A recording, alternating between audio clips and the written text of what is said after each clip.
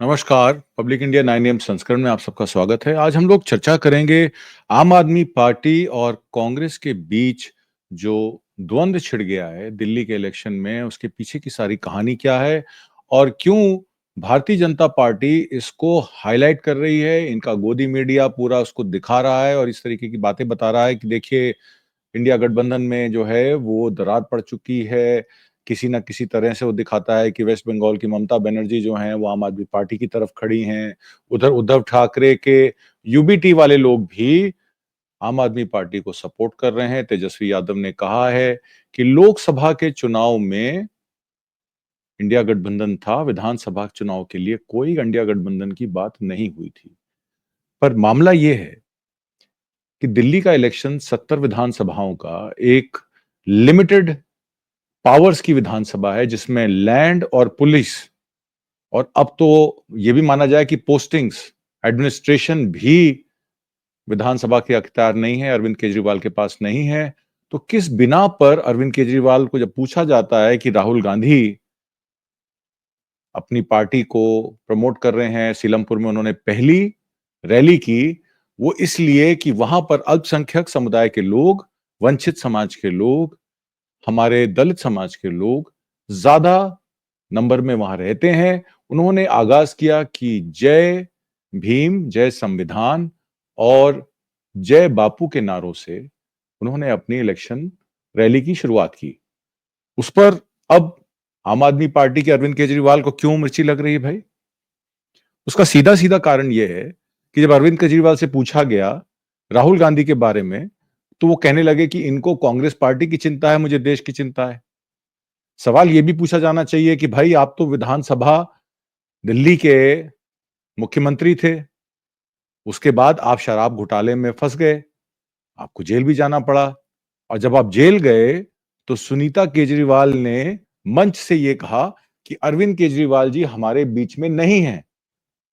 India गठबंधन के नेताओं ने उस समय, जिसमें राहुल गांधी भी शामिल थे, सोनिया गांधी भी शामिल थी, प्रियंका गांधी भी शामिल थी, सबने मिलकर सुनीता केजरीवाल और हेमंत सोरेन की धर्मपत्नी के साथ समर्थन दिखाया और कहा कि यह बिल्कुल कॉन्स्टिट्यूशन के खिलाफ है। एक कॉन्स्टिट्यूशन द्वारा चुनी हुई सरकार और उसका चुना हुआ मुख्यमंत्री को आप ईडी कार्रवाई करके अगर जेल भेजते हैं तो यह संविधान का उल्लंघन है, यह बाबा साहब का अपमान है। और तब अरविंद केजरीवाल जब जेल से छूट के आते हैं तो एक बार भी राहुल गांधी से मिलने नहीं जाते, उनका धन्यवाद नहीं करते। एक कर्टसी कॉल तो वो कर सकते थे, कह सकते थे कि राहुल जी मैं जेल में था, आपने मेरे परिवार का समर्थन किया, उनके साथ खड़े रहे, इसका बहुत बहुत धन्यवाद। बजाय इसके वो जब छूट कर आते हैं तो आते ही वो कहते हैं कि मैं अपने विधानसभा के इलेक्शन अकेले लड़ूंगा, देश देख रहा है। और फिर गोदी मीडिया हो या कुछ प्रायोजित सोशल मीडिया चैनल्स हों, उनके द्वारा वो इस तरीके की बातें करने की कोशिश करते हैं कि देखिए मैंने गरीबों के लिए ये किया, मैं तो बहुत कुछ करना चाहता था, मैंने अनऑर्गेनाइज कॉलोनीज में, अनरेगुलराइज कॉलोनी में जो है वो सीवर की लाइंस डाली, जबकि सरासर झूठ है। सीवर लाइंस डालने के लिए पहले आपको टेंडर डालना पड़ता है, ठेका छोड़ना पड़ता है, जगह की निशानदेही करनी पड़ती है, उसके बाद ही आप सीवर डाल सकते हैं। आप दिल्ली के लोगों से पूछ लीजिए कि कौन से क्षेत्र में, कौन से अनऑथराइज एरिया में सीवर लाइन पड़ी है। तो अरविंद केजरीवाल कहते हैं हमने स्कूलों की व्यवस्था अच्छी कर दी। अच्छा, बहुत अच्छी बात है अगर आपने स्कूलों की व्यवस्था अच्छी कर दी, पर यह भी बता दीजिए कितने नए स्कूल बनाए। आप कहते हैं कि आपने एग्जिस्टिंग इंफ्रास्ट्रक्चर में क्लासरूम इंक्रीज किए, आप ये तो नहीं बताते उन क्लासरूमों में कितनी अटेंडेंस इंक्रीज हुई। आप रिजल्ट बताते हैं शत प्रतिशत का कि 10वीं और 12वीं की कक्षा में देखिए 95% लोग 10वीं की कक्षा में और 12वीं कक्षा में 92% लोग पास हो रहे हैं। पहले क्या नहीं होते थे शीला दीक्षित के समय? फिर ये जो फ्री बिजली पानी का जो आम आदमी पार्टी कहती है कि बिजली हमने दी, देखिए 20 किलो लीटर पानी हम फ्री देते हैं, 20,000 लीटर पानी हम फ्री देते हैं, 200 यूनिट फ्री बिजली देते हैं। तो इसका भी सच जानना जरूरी है कि शीला दीक्षित के समय भी 200 यूनिट बिजली फ्री मिलती थी और अगर 400 यूनिट या 500 यूनिट का कंजम्पशन होता था तो वो 200 यूनिट फ्री बिजली कट के बैलेंस बिजली पर आपको चार्जेस लगते थे। पर यहां 400 यूनिट के बाद अगर 401 यूनिट भी अगर आप खर्च करते हैं तो 401 यूनिट का पूरा बिल आपको देना पड़ता है। क्योंकि मैं दिल्ली में रहता हूं इसलिए मैं आपको बता रहा हूं।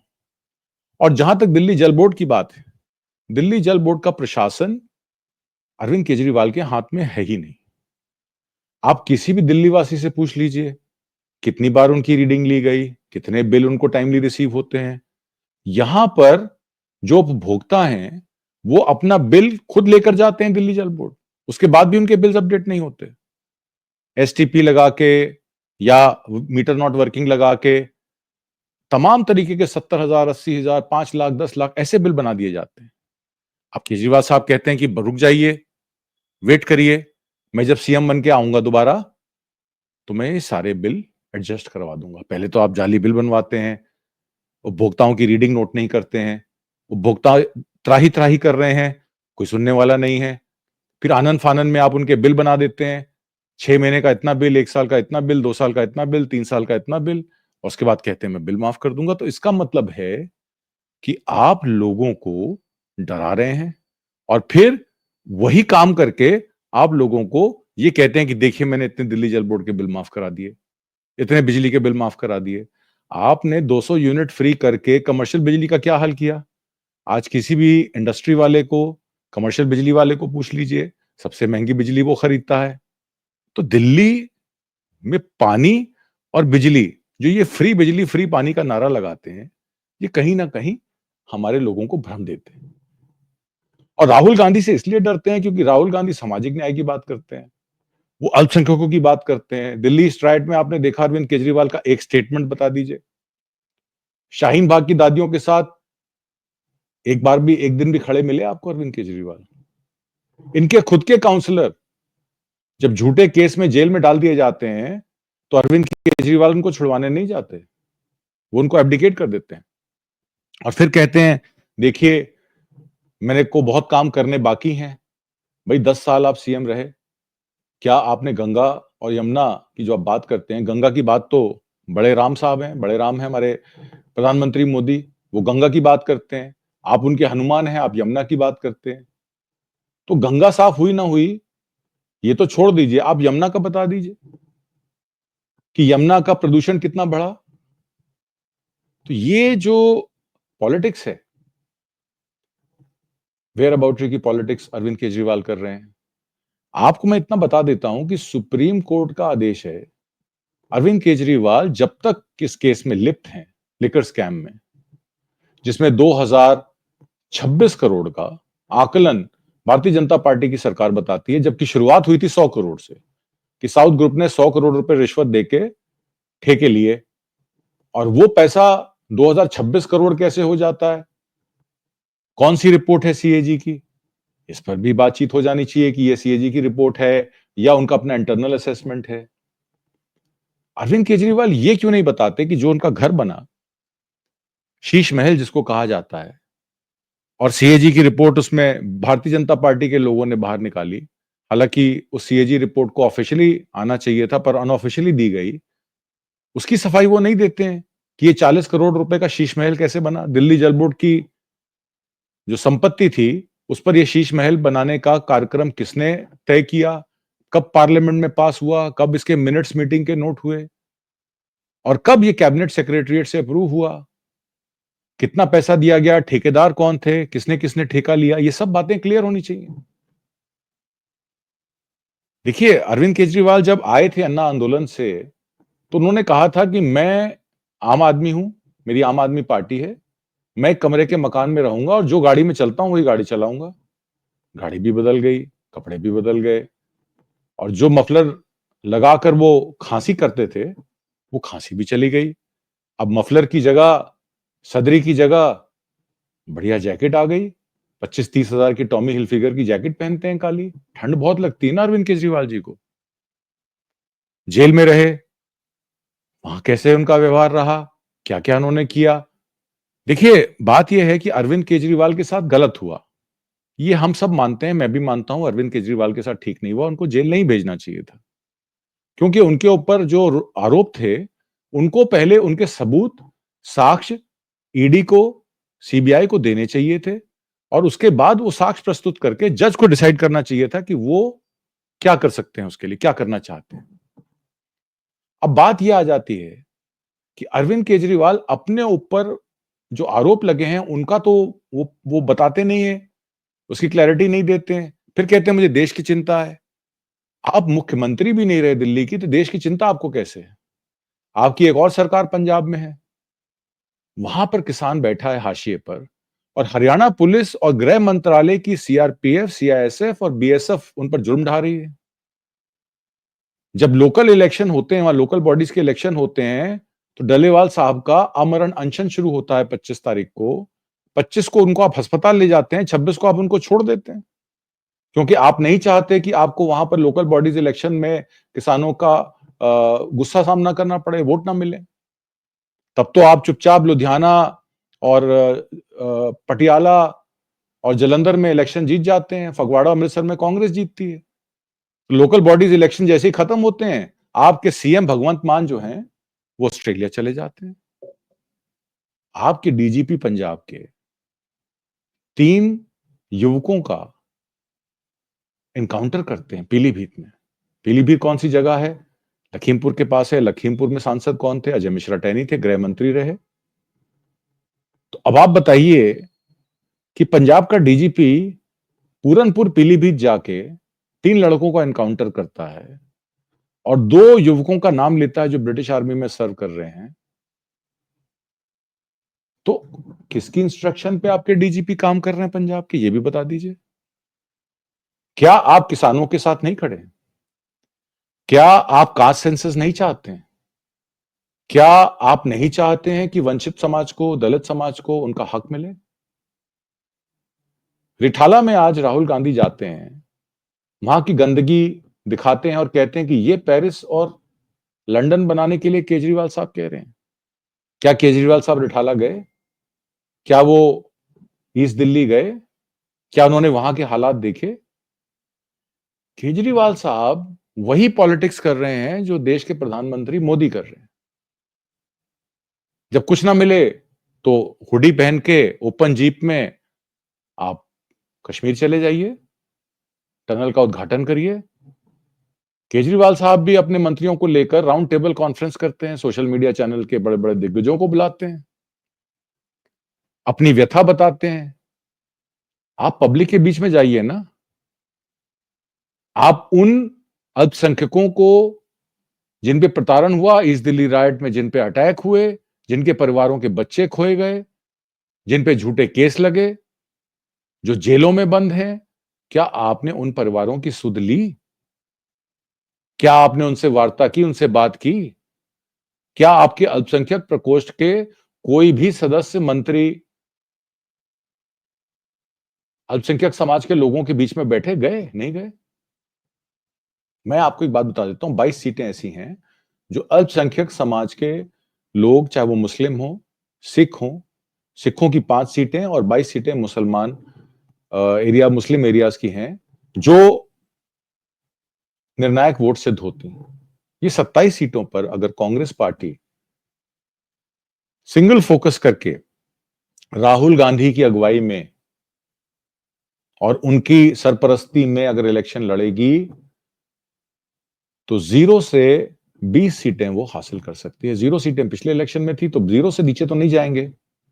20 का टारगेट कांग्रेस पार्टी को करना चाहिए। अगर 20 सीटें उनकी आ जाती हैं, तो जो पहली सरकार आम आदमी पार्टी की बनी थी, उसमें कांग्रेस का सपोर्ट था। वही सपोर्ट से कांग्रेस पार्टी आम आदमी पार्टी को चेक और बैलेंस भी कर सकती है और बाकायदा दिल्ली की सरकार को बखूबी चला सकती है। आपने देखा शीला दीक्षित के समय सबसे ज्यादा विकास दिल्ली का हुआ। फ्लाईओवर का बात ले लीजिए, मेट्रोस का बात ले लीजिए, बसों की बात ले लीजिए, विमेन सेफ्टी की बात ले लीजिए। निर्भया का एक जो कांड हुआ, उस पर जो लॉ बना, वो लॉ आज तक कार्यरत है। आज क्या दिल्ली की विमेन सेफ्टी का क्या हाल है? आपने देखा कि इन्हीं की अपनी चेयरमैन, उनका प्रताड़न होता है। वो कहती हैं कि मुझे लातें घूंसे मारेगी जब मैं अरविंद केजरीवाल के घर गई। इनकी सहयोगी हैं 20 साल से। क्यों लातें घूंसे मारे उनके असिस्टेंट ने उनके? क्यों उनको धक्के देके घर से बाहर निकाला? सवाल ये भी खड़ा होता है कि केजरीवाल क्या महिला विरोधी हैं? केजरीवाल क्या अल्पसंख्यक विरोधी हैं? केजरीवाल क्या दलित वंचित विरोधी हैं? उनकी कोई ज़बान नहीं खुलती है। वो सिर्फ अपने आप को राम का हनुमान बताते हैं, तो समझ लीजिए कि वो किस राम की बात कर रहे हैं और किसके वो हनुमान हैं। देश के लोकतंत्र को बचाने के लिए, देश के संविधान को बचाने के लिए, देश के अल्पसंख्यकों की लड़ाई लड़ने के लिए जिस तरीके से कांग्रेस पार्टी आज की डेट में, मैं मानता हूं आपकी बात की काडर नहीं है उनके पास, मैं मानता हूं कि उनके पास धन और बल नहीं है, ना बल है ना धन है, पर जिस तरीके से बीजेपी बेडशीट्स बांट रही है, पैसे बांट रही है, मोबाइल फोन्स बांट रही है, इलेक्शन कमीशन ऑफ इंडिया तो कोई संज्ञान लेता नहीं है इन बातों का। तो सवाल यह पैदा हो जाता है कि क्या देश में एक ही मात्र विकल्प रह गया है, मोदी जी? और क्या अरविंद केजरीवाल एज सीएम 10 साल में दिल्ली की स्थिति मजबूत कर पाए?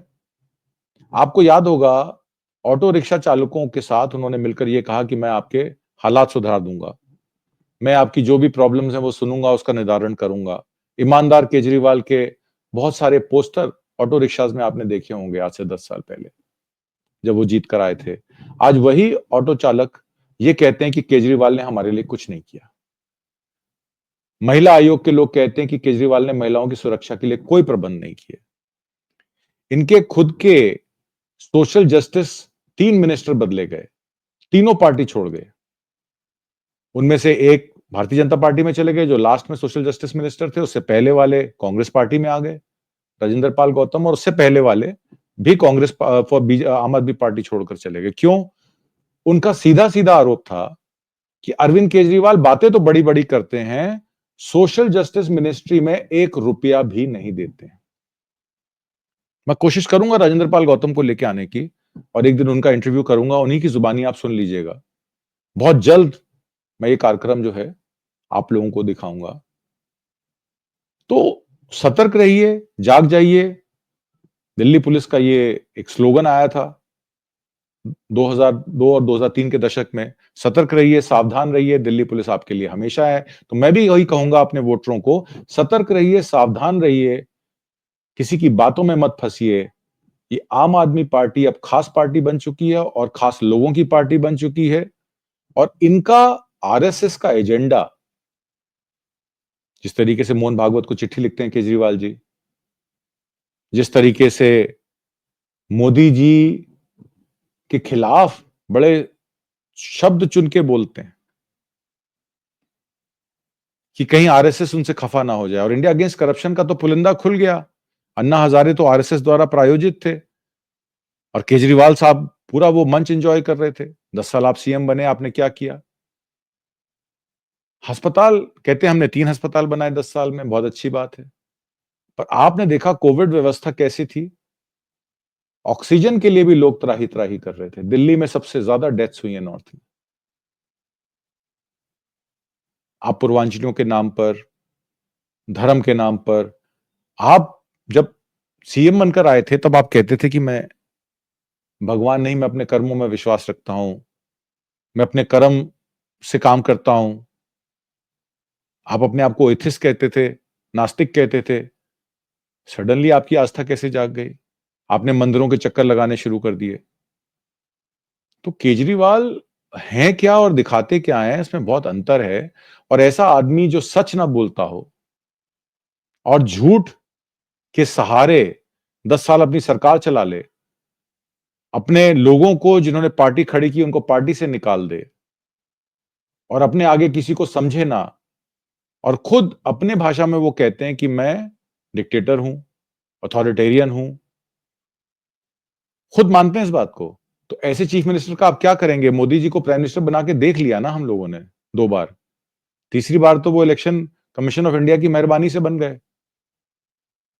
तो दिल्ली की जनता अपने विवेक का इस्तेमाल करे, अपने एरिया के काउंसलर्स को देखे, जो पिछले 10 साल में काम हुए उसका आकलन करे, और तब डिसाइड करे कि उसको किसको वोट देना है, क्योंकि लोकतंत्र में वोट देने का जो हमारा हक है, वही इस डेमोक्रेसी की पार्टिसिपेशन का सबसे बड़ा उत्सव है। और उस उत्सव को हम सब मनाएं और अपने विवेक का इस्तेमाल करके जिसको जो अच्छा काम करे, जो आपकी सुने, जो आपके साथ बैठे, जो आपका दुख में भी साथी हो और सुख में भी, सुख की घड़ी में भी आपके साथ खड़ा हो, उसी को वोट दें। इन्हीं सब बातों के साथ मैं अब आपसे विदा लेता हूं। उम्मीद करता हूं आपको मेरा कार्यक्रम पसंद आया होगा। कमेंट बॉक्स में जरूर अपने कमेंट्स लिख के भेजिएगा। कल फिर किसी नए सब्जेक्ट पर मैं आपके समक्ष पेश होऊंगा।